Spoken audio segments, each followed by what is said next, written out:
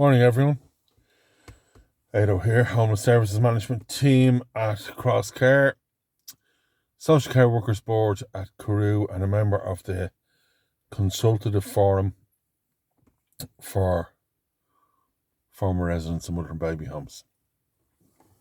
I know I've completed a vlog already this weekend, but this is something that's been sitting with me for a while, and I've had to, kind of think long and hard about it. And it is the subject of trauma in social care. So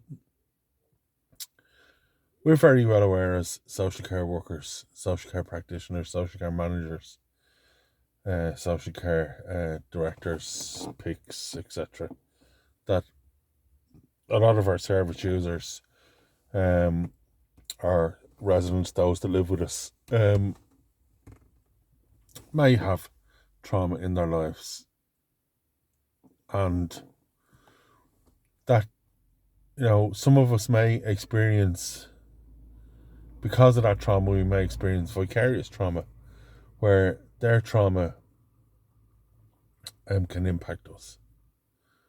And especially if we've, very solid and meaningful relationships with individuals, maybe through the key working process, and we build those deep and meaningful relationships, and we can be traumatized by what's traumatizing them.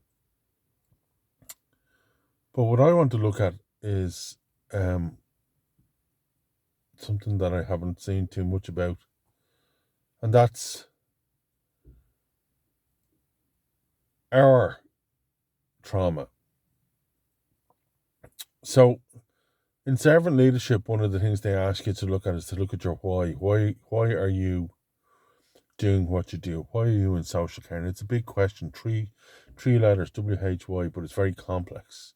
Why are you doing what you're doing? And for any of us who have adverse childhood experiences or other forms of trauma, that very well may be the reason why. Because we've been brought through and supported and loved and cared for, and we feel that has given us the skills to do the same. And that may be true. It may just have done that, but it also may not have.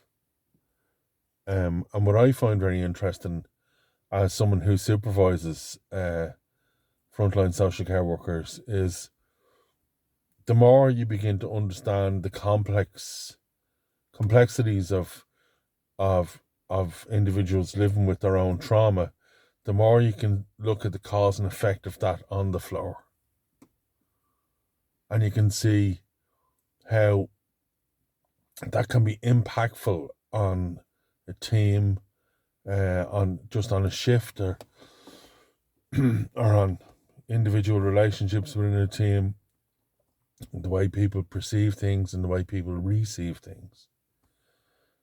So if you're very clear and you understand your own trauma and what triggers you, then you'll understand what may trigger a team or an individual on the team, and you may be very effective in your role, and you may be very effective in looking after yourself.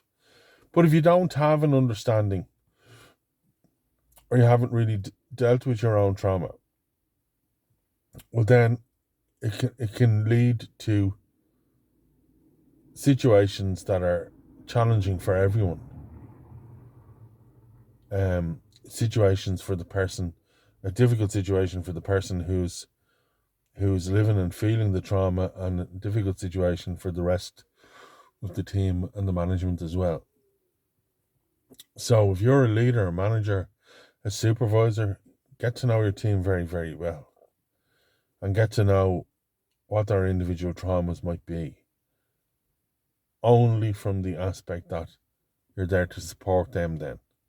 And individual team members, watch out for your colleagues who may be living with some adverse childhood experiences or other other forms of trauma, and may need to help in understanding how that affects everyone else. It's a very challenging subject to work within, but it's a very worthwhile one looking at. Thanks very much. See you next week.